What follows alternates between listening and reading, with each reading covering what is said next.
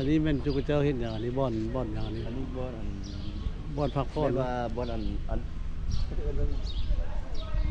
บ่อนข้าม บ่เป็นยังบ่อนยัง บ่อนอันเรียกบ่อนอันนั้นนะเขาจะเอิ้นบ่อนพัก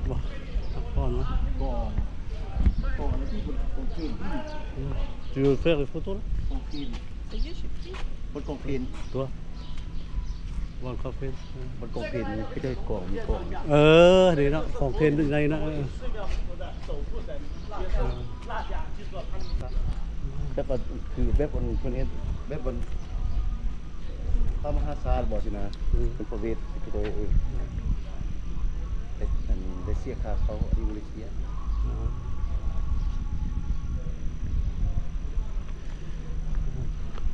นี่อันนอกก็จะเป็นสีใดนั่นเจ้าควัดเนาะควัดเฮ็ดลายใส่แล้วเป็นมด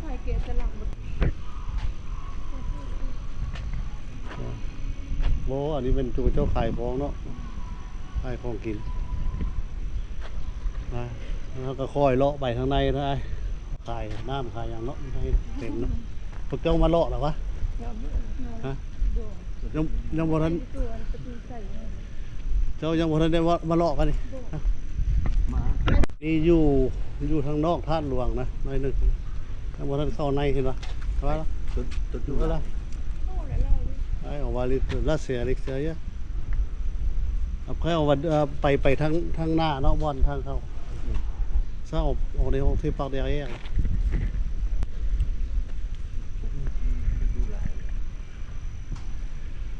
อยู่อ้อมท่านหลวงอยู่ทางหลังท่าน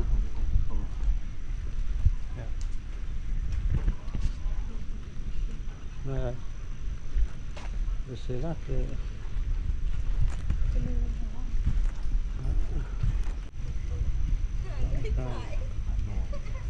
Pak non này.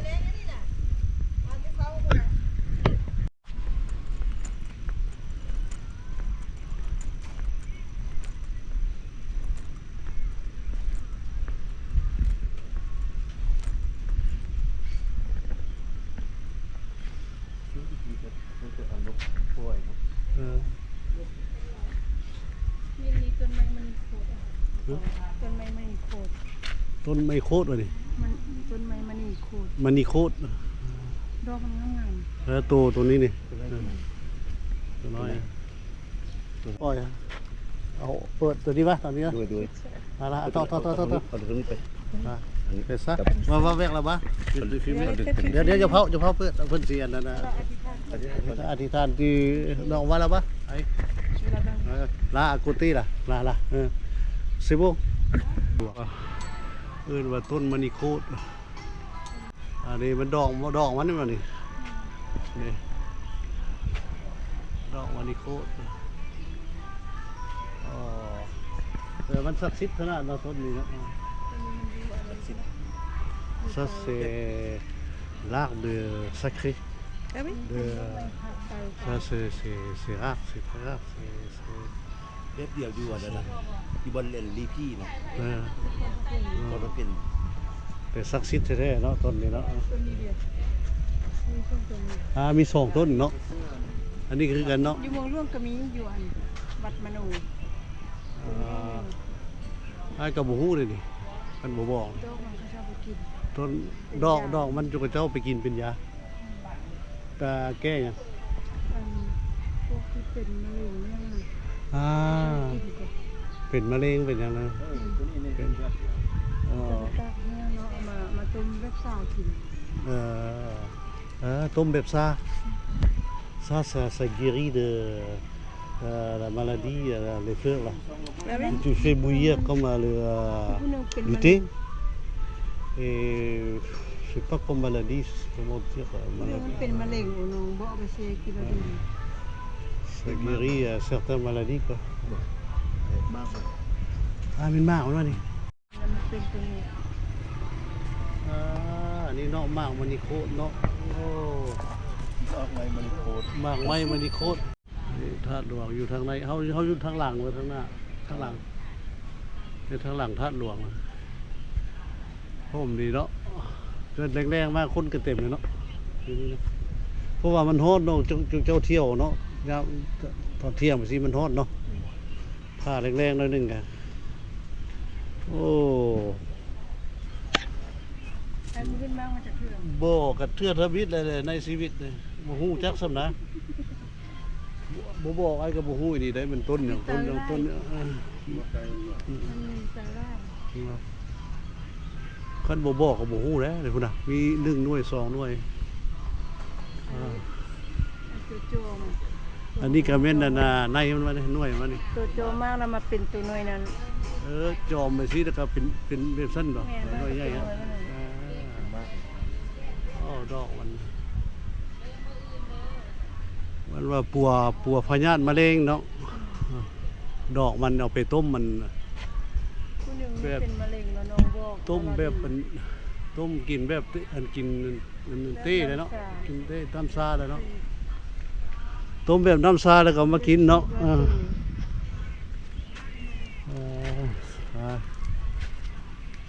เที่ยวต่อ ใส่องค์มือจะละไทยเอ๊ะนั่น เดี๋ยว น่ะ สิสอง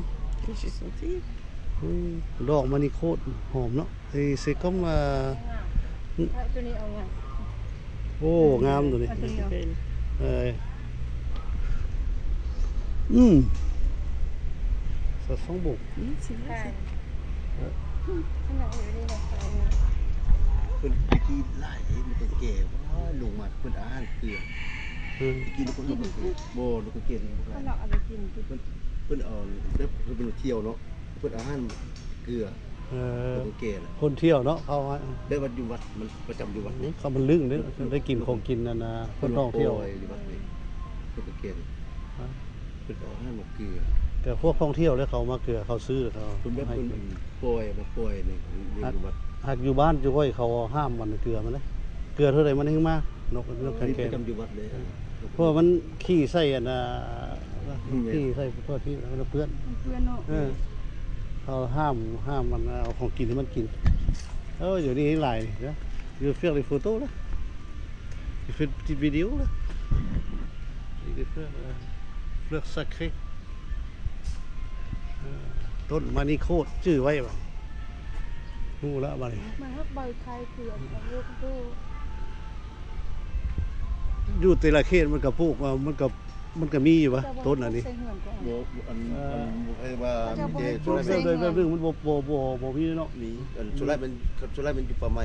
อยู่ป่าไม้มันเป็นเกิดธรรมชาติ มันห้องกัดป่าไม้แบบเขาเจ้าแม่แหละคือบ่ใช่ก็เกิดธรรมชาติ ลูกใส่เหือนบ่ดี บ่ใช่กับพุ่นกับปลูกสุไลมันอยู่อันห้องกัดป่าไม้สินะอย่า คันปลูกใส่อยู่เฮือนคันบ่ดีมันก็บ่ขึ้นเลยเนาะ แม่ บ่ดี แบบว่ามันเพิ่นบ่ได้ปลูกใส่ บ่ให้ปลูกก็ใส่อยู่เฮือน มันมีอันนั้นน่ะ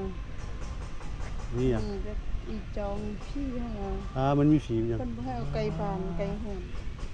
มันบ้านๆนี่ มัน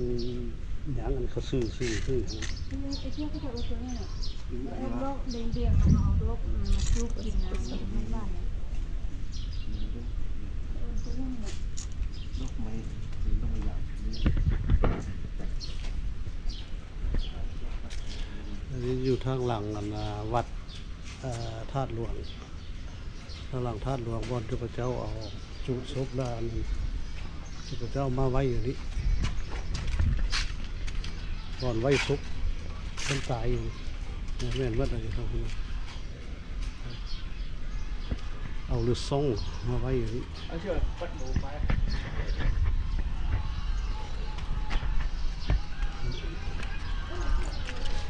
เอาไปซิมเทีย เดี๋ยวถึงหน้าของ ทางหน้าวัด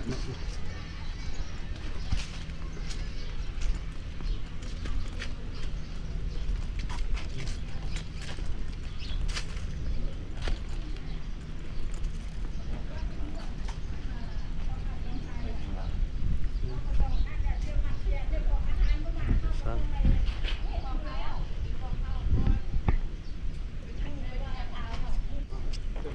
4月里面长了释迦牟尼啊，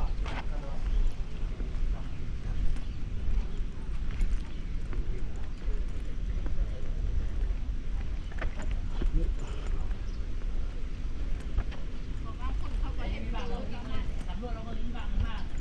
Oui, il y a du coup à visiter hein, dedans. Il y a des plein de tombes là, regarde, autour. On va rentrer. Ah, ça c'est devant, ça voilà. Là,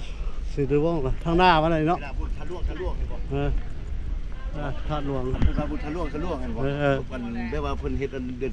12 ก็อยู่นี่ตัวเจ้าเฮ็ดบุญธาตุหลวง เป็นเลย อยู่ เดื นี่ อน12 คนเต็มแล้ว เดือน12เดือน12 12.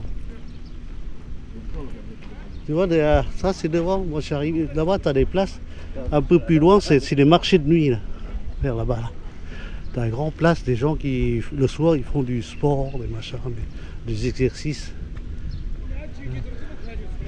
Là, c'est devant, on paye là,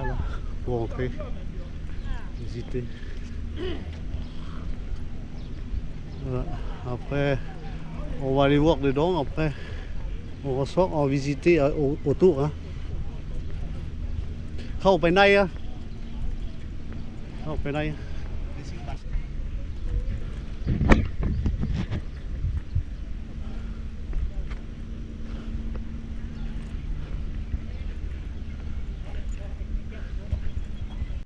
เข้าไปในมัน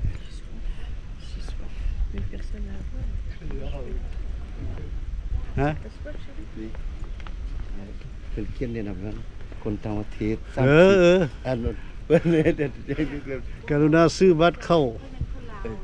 ส้มที่ จะก็ว่าอันคนก็จะว่าเพิ่นเป็นคนลาวจังก็ก็เป็น ว่ามันจะยากเกินว่ามีฝรั่งนำเอาเลย ไอ้ว่าคนก็จะเอาไปหมดแล้ว เป็นอย่างยากเกินแล้วมาเป็นยังไง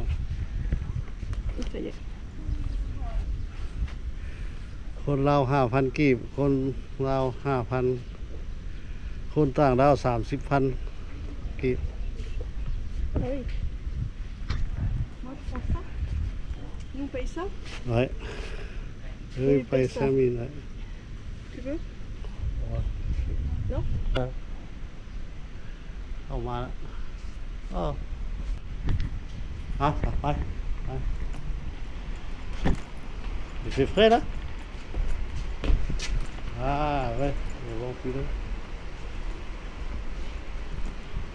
ช่วงนี้ก็บ่มีคนหลายดอกมันเดือน3แล้วมันฮ้อนหลายดิเจ้าบ่มา Il n'y a pas beaucoup de touristes à cette saison, c'est le mois de mars. Hein? Il fait trop chaud, c'est pour ça. Les gens. Ouais.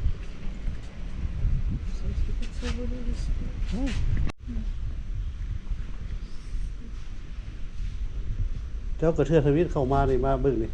คือ ฮะเทือทวิตอยู่ลาวเทือทวิตแขกนี่มาได้บ่แขก มาได้เกลือ มาหลายเทือแล้ว แม่นแล้ว เจ้ามันผู้ชายนักท่องเที่ยวเนาะหาจีบสาวนี่ตอนนั้นยังบ่ได้เมีย โบสถ์ก็ได้เมียแล้วก็ยังมา ตอนโสดให้มาหลายเนาะ โบสถ์ มาดู เลยนะ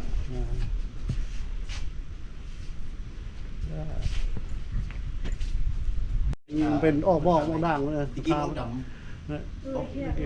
เที่ยวน้องเที่ยว เขาดำได้ตะกี้ Hein?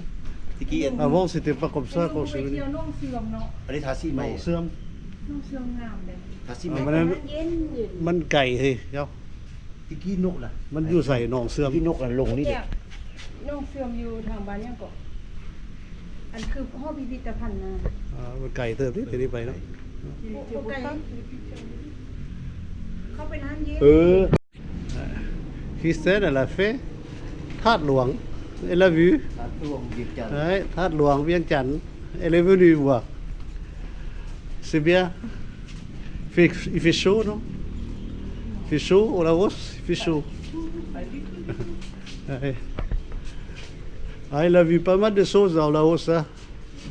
Christelle, regarde. Ouais. Ah, c'est joli, hein?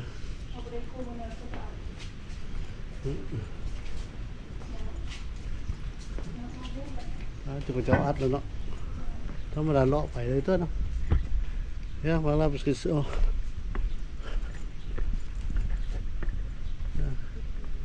Ah, on ne peut pas passer, c'est fermé là-bas. Regarde.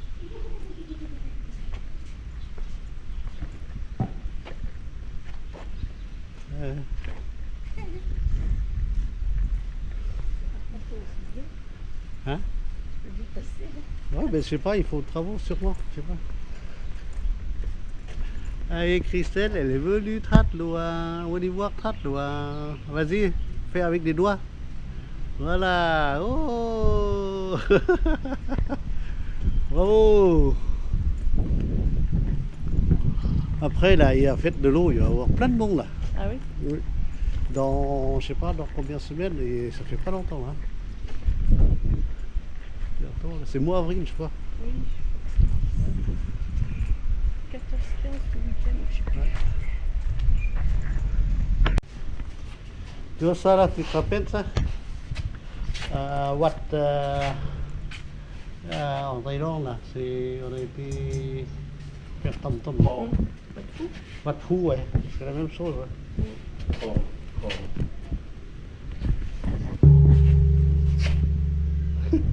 ตุ้ม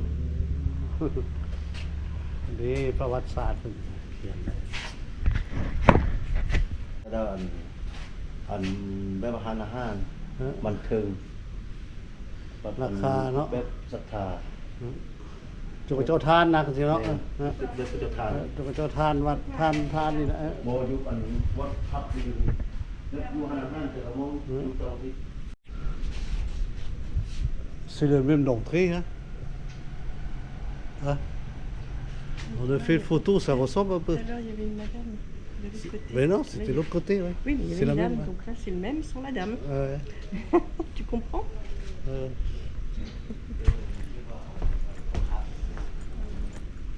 Anh đi về nhà đi. แบบว่าเพิ่นเดินพระเอาพระลงสินะแล้วเพิ่นเอาเฮ็ดหนังสือใส่ À, เป็นพระ họa gì พระ nó. แต่ละแบบว่าแต่ละศรัทธา Ừ. เอาพระคือพระแต่ละองค์เอามาลงนี่เนาะแบบ Ừ. มีศรัทธา อ่า ครอบครัวญาติโยมแต่ละญาติโยมนะครอบครัว Ừ. แล้วเพิ่นเอาเฮ็ดจารึกไว้สิกระดานเลย À. Cái khiên sư xây nó. Ừ, xây. Nên xung đi mới là phạ đấy nó. เอาพระมาสู้คนแต่ละองค์แต่ละองค์ Ừ. ชุดใช้นี่ไง แล้วเพิ่นบันทึกไว้ว่า ชุดใช้กระดาษ À.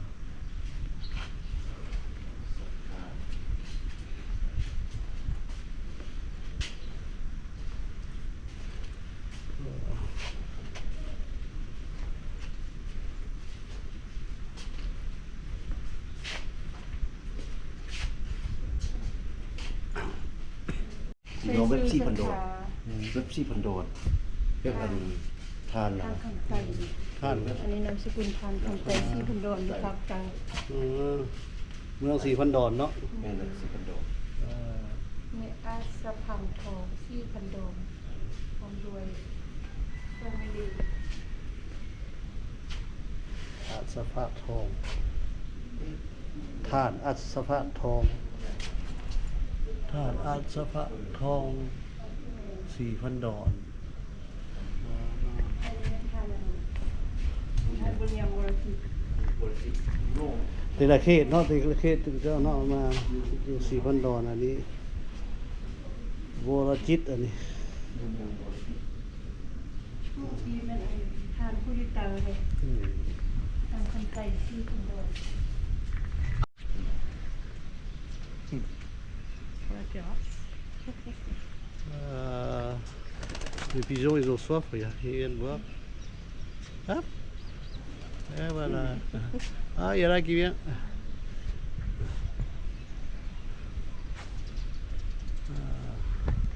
Regarde, on a fait le tour. แล้วก็ไปเลาะเบิ่งวัดอยู่ทางนอกเนาะบ่อนนั่นน่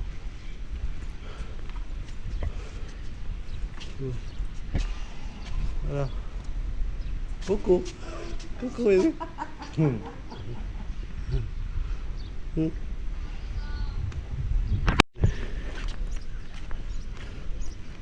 Ô, hòn nó mỏi nó. nhưng màมันบ่ไอ้มันแตกหมดเลยเห็นบ่ ก็คือเดี๋ยวงามแล้วจุกเจ้าเอาไฟยิงใส่ แต่ว่าเจ้าอันยอมไปขึ้นหมดเลย เออ ไปขึ้นอย่างสูงครับ โอ้โบมีตัวจักจั่นเนาะอยู่นี่เนาะเห็นป่ะธรรมดามีได้ดิil y a pas de cigale là ici hein regarde les grands arbres là-bas On n'entend pas les sons de Parce qu'on cigales. est en ville, dans un parc, c'est plus. บ่ได้ยินเสียงจักจั่นห้องเนาะอยู่นี่เนาะธรรมดาต้นไม้ไปสิ้นมักอยู่ได้นี่ เห็นบ่นกอี โดนฟ้าไล่ เกียงขึ้น ขึ้นกกไม้ เออ ตัวนก เออ อันนี้ต้นมากบุหันเลยต้นมากนี่เป็นไม้มากพื้นบ้าน อ่ากินน้ำกันหิวน้ำเดี๋ยวที่ไปซอกเสียงลูกตึ๊ดๆสิบ่ลูก มากอะไรกินได้เลยข้างในมัน เขาเอิ้นมักตาลเท่านะ แบบบ่แม่น จะไป เป็น เคี้ยวนะ มักเคี้ยวแต่ข้างในมันกินได้ คืออันนั้น บ่ แม่น มันเป็นแบบอันนั้นเป็นมักเคี้ยวนะมันเป็นแบบอันนั้นคืออันมักแบบมักบุญกินได้ข้างใน คือเดียวอันแม่นมากเขามาก บ่เมา เมาก็ไอ้ คือใจมันอ้วนหนึง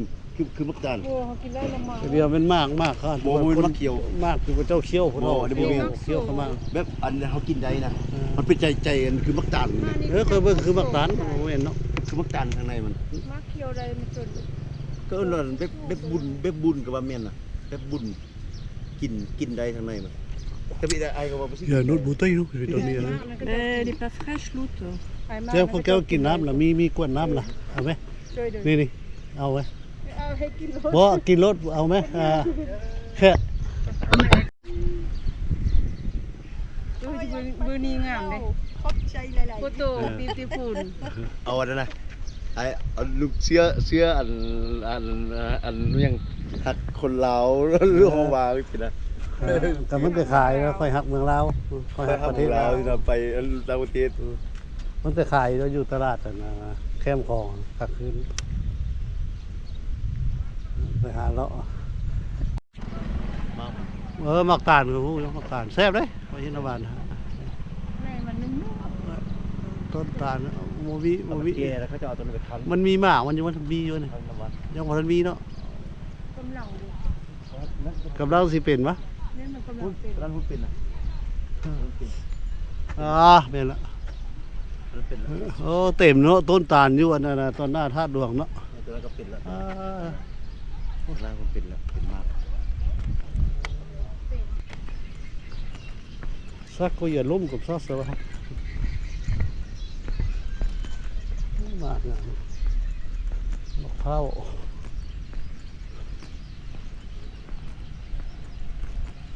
แล้วหรือซัวก็สิล่ะอยู่ตอนแรกก็เต็มนี่คนเขาขายของเนาะเดี๋ยวนี้ข้างหลังนี่5 โมงอะเฮ้ยโอ้ยอมจุกเจ้าขับรถจักนี่ นี่มันกำลังเป็นมา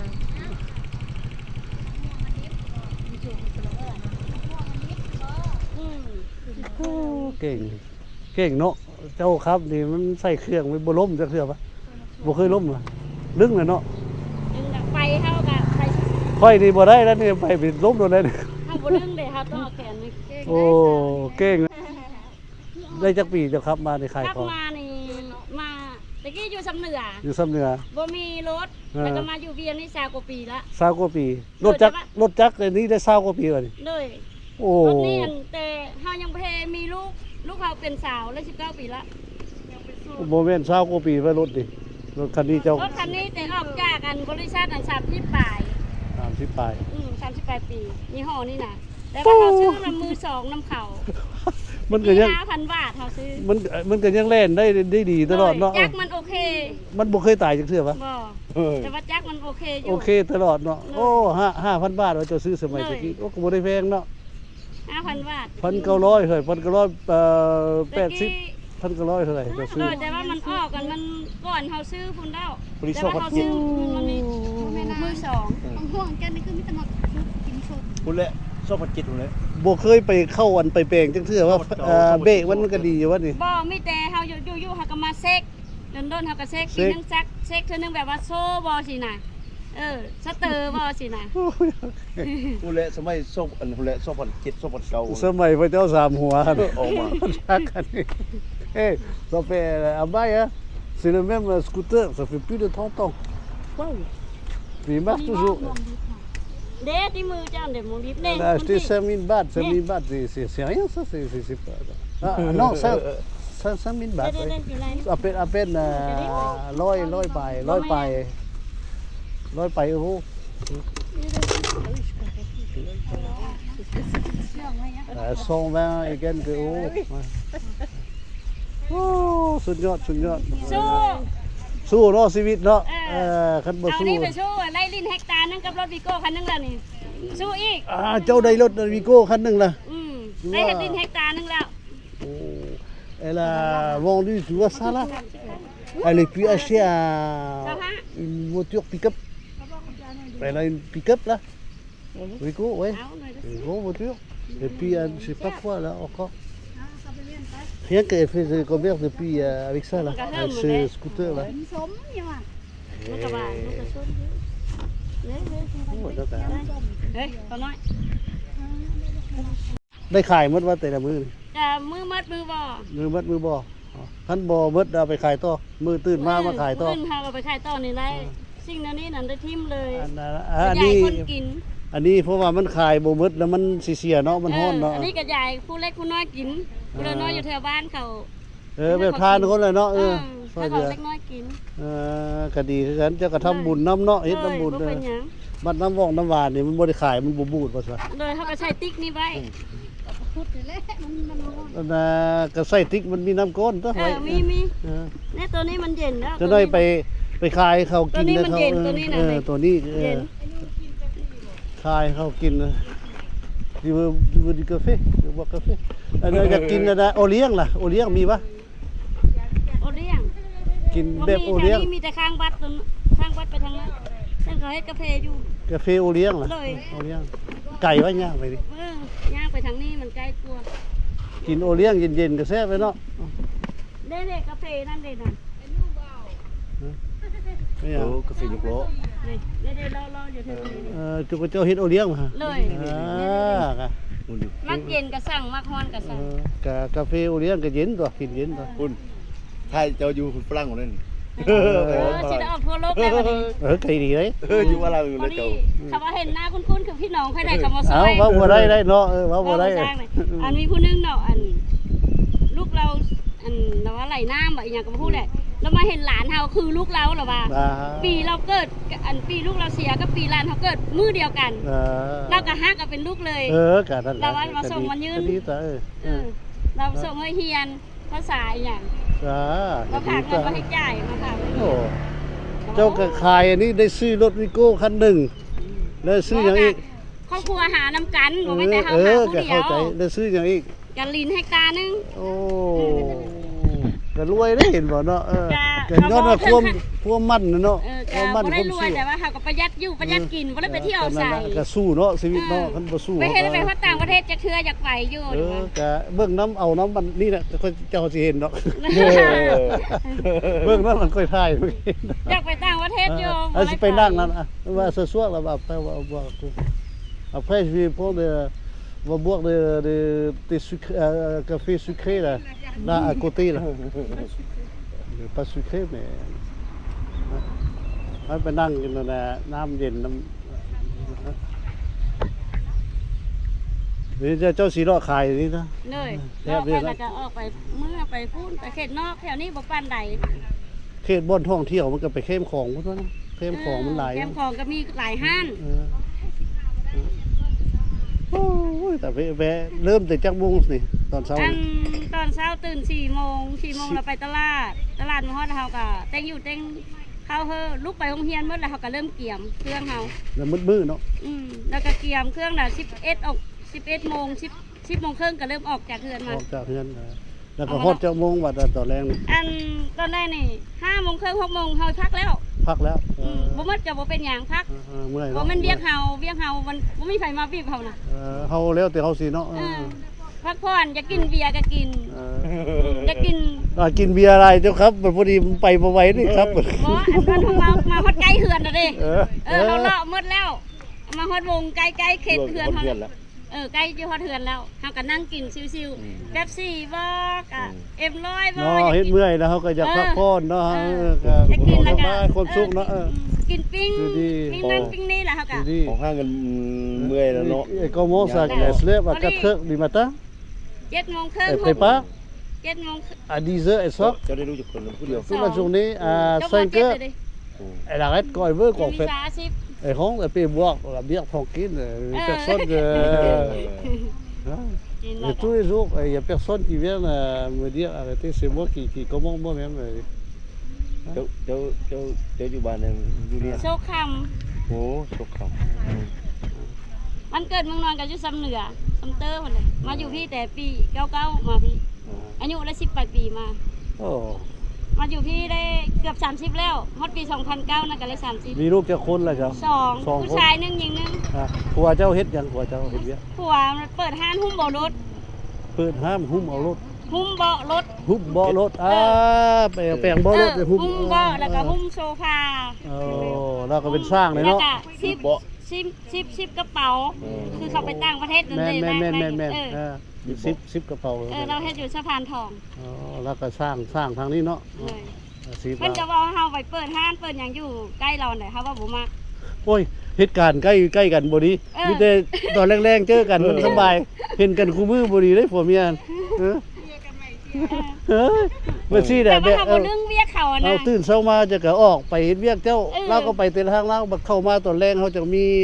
แนวลมกันเนาะเป็นได้เฮ้ยมื้อนี้เจ้าเฮ็ดเวียกเมื่อยบ่ได้บ่รวยบ่ ฝ่ามือเพิ่นอารมณ์ดีเพิ่นก็ซื้อปิ้งปลาปิ้งปูเมื่อกิน ก็กินเนาะกินน้ำครอบครัวกับม่วนเนาะ บางเทื่อก็นั่น Lui นะ dit,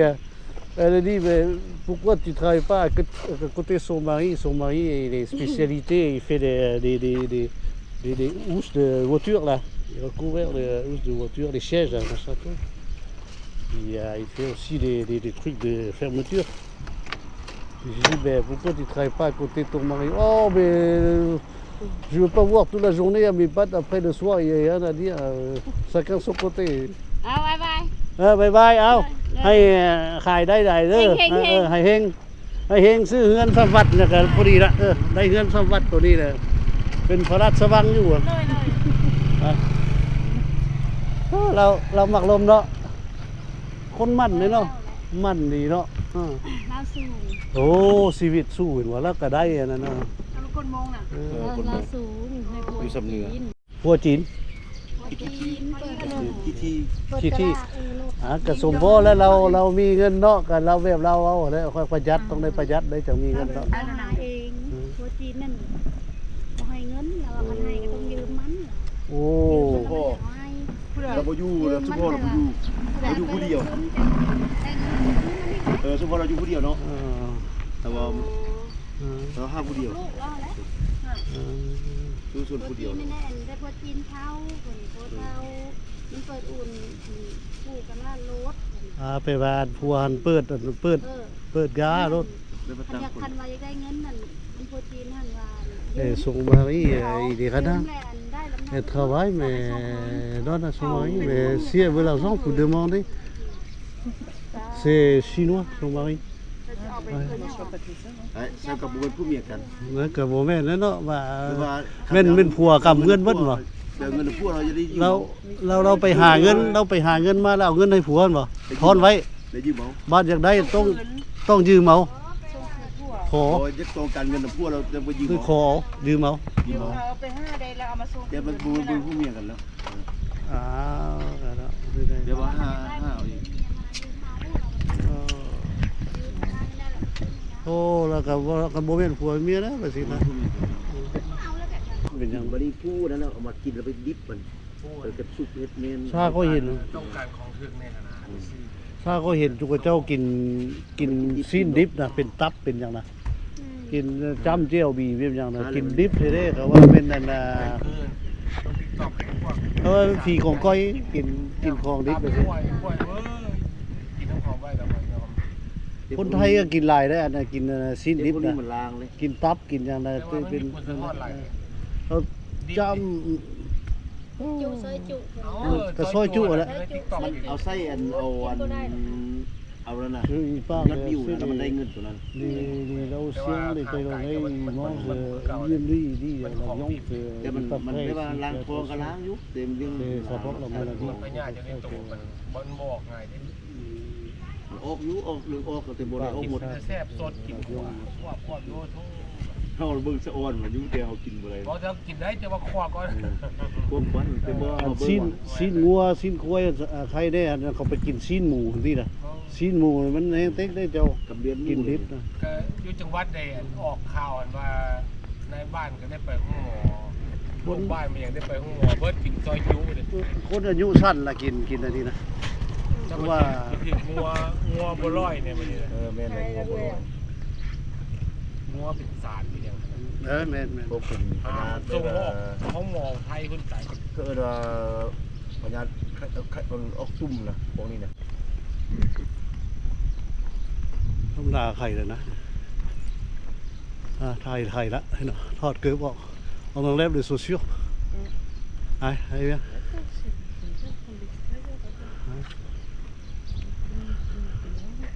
เข้าไปเบื้องข้างในเจ้าได้เข้าหรือเปล่าแค่ไหนเนี่ยเข้าไปไหนกันc'est là que j'ai fait les photos. Je vais faire les photos à l'intérieur. Viens. Ici. On va faire à l'intérieur. Kher il va faire taille où hein. On va s'asseoir là-bas. Viens. Taille au tournant. On va đây.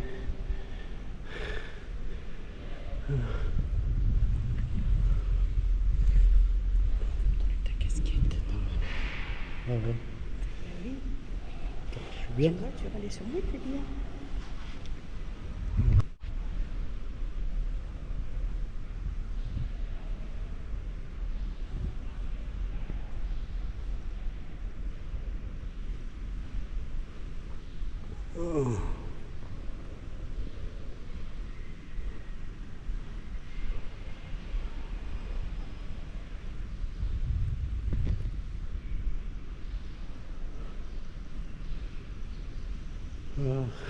On est à l'intérieur du temple à côté Thát Luang.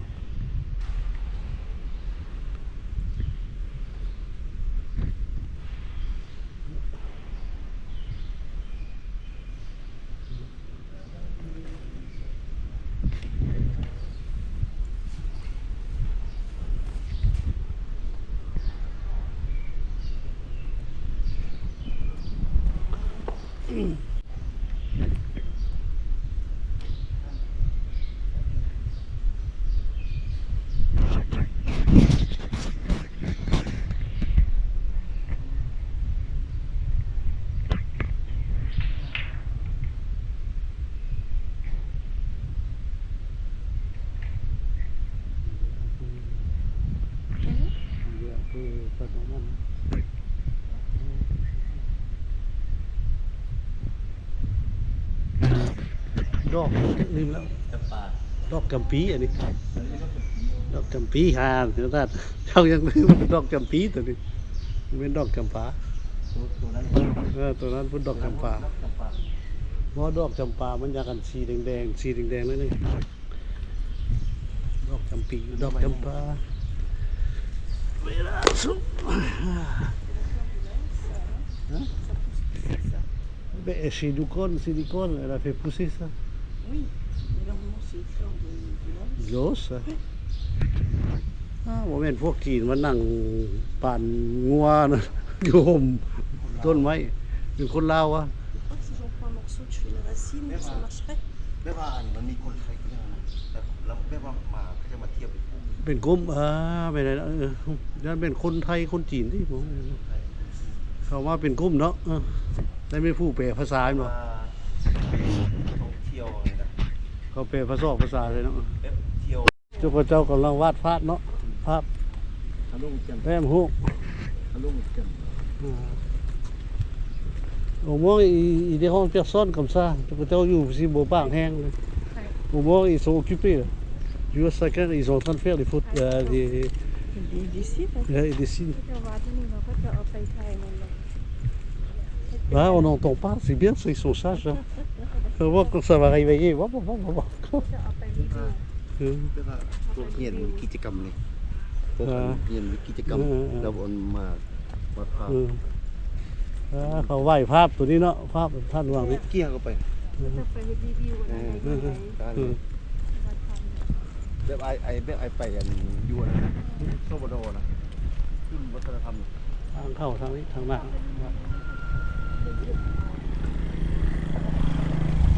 ในตอนนี้ดูไทยวะ là vừa phép là anh xin đó nó